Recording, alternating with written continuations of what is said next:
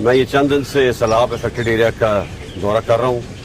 کل میں بلوچستان میں تھا, اتھل اور بیلا کے علاقے میں. آج میں یہ خیرپور سندھ میں آیا ہوں. یہاں بہت میسو ڈیوسٹیشن ہوئی ہے, بہت تباہی ہوئی ہے. وفاقی حکومت, صوبائی حکومت, Pakistan army, navy, air force اور فلاحی ادارے بہت کوشش کر رہے ہیں کہ لوگوں کو ریلیف پہنچائی جائے.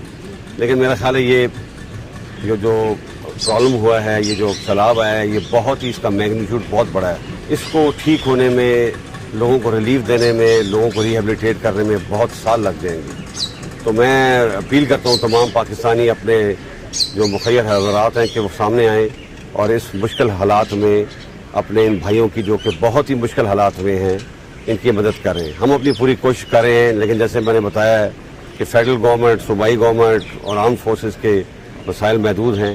آپ لوگ سامنے آئیں, جس طریقے سے بھی آپ مدد کرنا چاہتے ہیں, فائنینشیل کرنا چاہتے ہیں یا تھرو مٹیریل کرنا چاہتے ہیں, آپ آئیں اور ان لوگوں کی مدد کریں تاکہ ان لوگوں کو ہم ریہیبلیٹیٹ کر سکیں. ریلیف آپریشن اور ریسکیو آپریشن تو تقریباً ختم ہو چکا ہے. اب ریہیبلیٹیشن کا معاملہ ہے اور وہ بہت سال لے گا. اس کے لیے ہمیں پوری قوم کی مدد چاہیے. دوست ممالک ہیں, ان سے بھی ہماری حکومت درخواست کی ہے اور مجھے بڑی امید ہے friendly countries will also come forward to help Pakistan in this hour of need.